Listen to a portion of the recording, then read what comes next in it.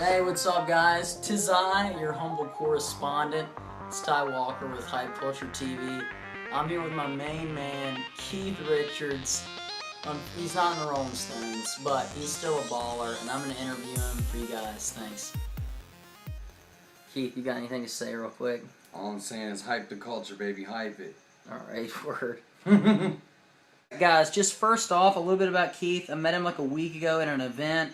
This dude rolled up to a red carpet event in a 3-piece Goodwill suit and rolls into the event with an ice cream cone in his hand. I just knew he was a baller.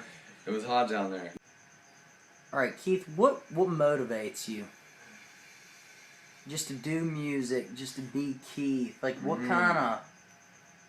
I don't know, you just kind of got this, like, life about you, you know? Where does that kind of come from?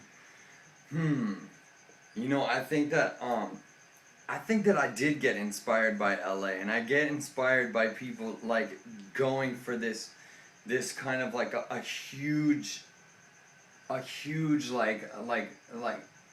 translation of their identities. You know what I'm saying? Like the whole stardom thing and shit, which is like, you know, when you see an artist, when you see a musician, like you don't want to know that they have to like go to the bathroom.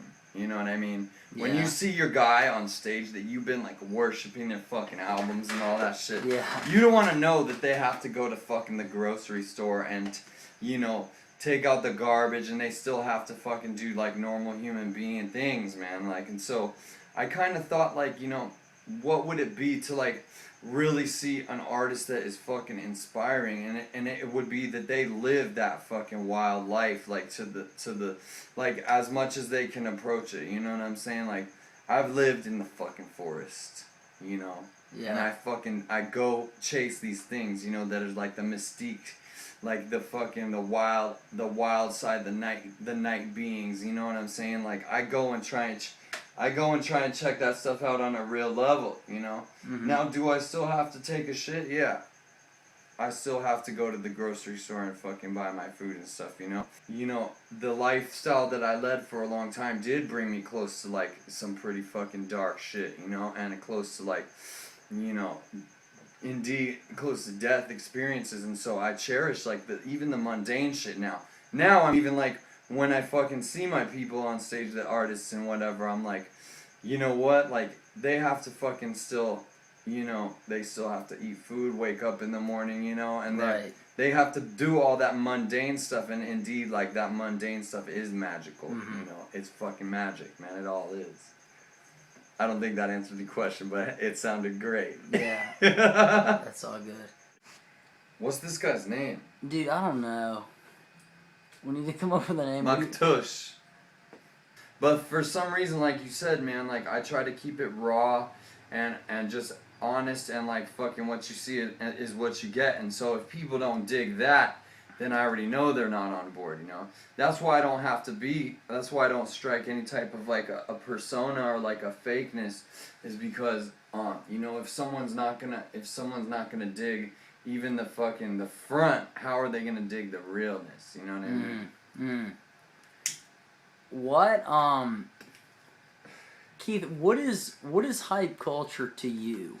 Man, hype culture to me is really just like I said, all that stuff, the vibrancy, like the magnificence and stuff that we strive for, but it's like, it's hitting the mark, and it's banging, and it's not, I mean, a lot of the people who are like posturing and fake it's because they're holding back just a little bit. You know what I'm saying? So this hype culture is really just, it's the full force, like it's the full commit, you know what I'm saying, of just vibrancy, of living life to the fullest, of being like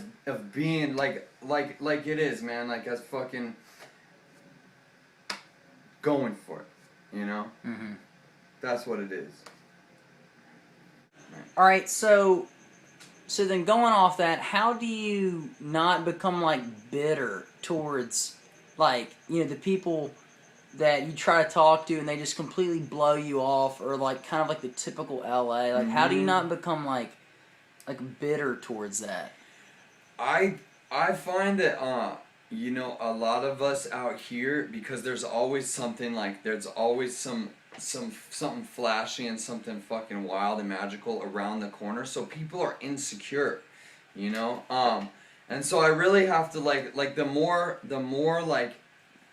snobby and the more cagey the people are, is really the more scared they are, and you know, the more insecure that they really are. So I kind of just try and have to have compassion for them, and you know, some of it comes off really rude for sure, but I think that you know, I have to remember too, at you know, at times when I wasn't at my best, I have to, you know, hope that people wouldn't judge me by me at my, you know, at my mediocre or my worst. And, you know, sometimes though I put it in my mind, like maybe I'm running into them on an off day or an off month or even an off year, because I've had those, man. I've had an off month, an off week, an off year, you know. But I think the beauty. So it's kind of like, from what I'm getting, you just try to see the person like who they can be instead of like who they are right then. Precisely. Okay. But also I know how it is to trying to like kind of be going for the big time and be struggling in the muck and the mire, you know. So so my heart goes out to them, you know. Even though they're never gonna make it. I am. I love it, dude. Thank you very much. You talked about like your past, and you really like cherish now because of like where you've kind of been. How do the people that, you know, most kids, you know, go to high school, go to college, you know, like they haven't been in these like crazy circumstances. Like how can like those people, you know, like that myself, that, you know, hasn't been to like the edge of death or anything, still get that like cherished life aspect like you have, but not have to go down that same path? Would I mean? Good question. I think part of it is I'll try to communicate and try to translate those experiences partly so we can be a bit voyeuristic, and like, you know, the best artists that I love, I sit back and I watch their lives and their fucking madness, and so I don't have to go live it. But then I decided to go live it. But I think a lot of us, we do have to take risks, but we also have to look at, that is a risk. Just living is a risk, you know. Going to school, like I was saying, I mean, the experiences that I had brought me to be able to cherish the mundane stuff. I don't think you have to like go to some gritty levels to cherish it. It really takes kind of a shift within. But also, I think it is important to take risks for the things that you love, you know. It is important to go and face the nitty-gritty at times. Now, it's also important to be able to have a sanctuary and a retreat that you can go to. But sometimes I guess it's also important to like just go for something and never look back, man. Like you, and with this stuff, and like with your music, dude, that in a sense is a big risk and an adventure, man. You know? Yeah.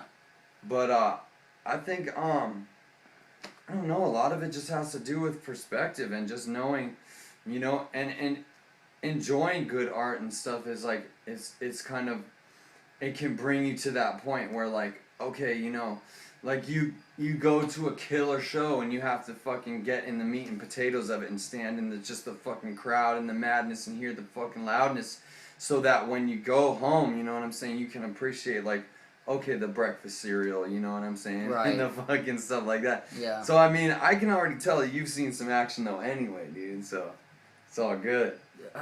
I don't know if that was a great answer, but I tried. No, dude, Keith. That was a good fucking question. You talked about fear, and that has a lot to do with, I guess, people not fulfilling their fullest potential or whatever. What, you know, I guess, how can you overcome that?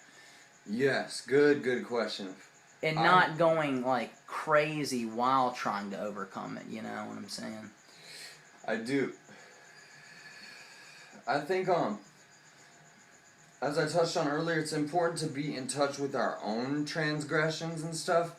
For instance, like, you know, here in Los Angeles, we tend to drive a little fucking crazy, you know, but, you know, I was on the street the other day trying to get upset with somebody, and then, you never know, like, maybe they could be having a total crisis, you know, maybe they're fucking drunk at the time the way they're driving, you know, and, in fact, I had a day recently where I was late to something, and so I drove like an asshole, and I was like, oh yeah, I'm fucking driving like an asshole. So once I could kind of have patience with my mistakes and my transgressions and my not being at my best, I started being able to kind of have patience with people who were maybe going through the same shit too. But as far as like the fear and the insecurity factor, really a lot of it just has to do with, you know, not taking it ourselves so seriously, you know, and just being like, you know what, life is for living, and you know what, if I take a risk and fucking maybe dance at this show, if I look goofy, oh well, and then being able to look goofy and then have like fucking compassion for the other dude that's like dancing and looks goofy too, and not hating on him for that, you know what I'm saying? Alright, Keith, you know, I've been here a couple weeks. You've been here a lot longer than that. And I'm like, you know, going out to the club, like trying to go hard in the paint, you know, just dance, just be a moron, just have fun. And that hadn't really worked out. You know, everyone's kind of standing around, waiting for bottle service, trying to like look like Kanye West. And I'm like trying to diagnose the problem so I know how to, you know, use hype culture to kind of solve that. What is the problem? Do you have any? Well, okay, yes, I do, absolutely. And of course, every town you go to, it's gonna take a little digging, man. You dig me? You gotta go for the gritty, man. You're gonna find it. You gotta look for a little while. But I've already seen you in a couple of the situations, you know. And it's like, again, part of it is this is the land, man. LA fucking people are insecure, but there are bright spots, you know, and we just like yourself. Thank you, my friend. Thank you. We gotta keep digging for them. We gotta keep searching for the I mean, and this is just life. Life is a bit of a treasure hunt, you know. We're always looking for the bright spots. We're always looking for the glittery. You know what I'm saying? Like whatever shines for us, you know. Whatever facet of the gem of this existence like shines for us, and for them it is the fucking bottle service and the posturing, you know what I'm saying? Yeah. But for us, we look for something that's a little more deep than that, you know? Yeah. But it's around, man.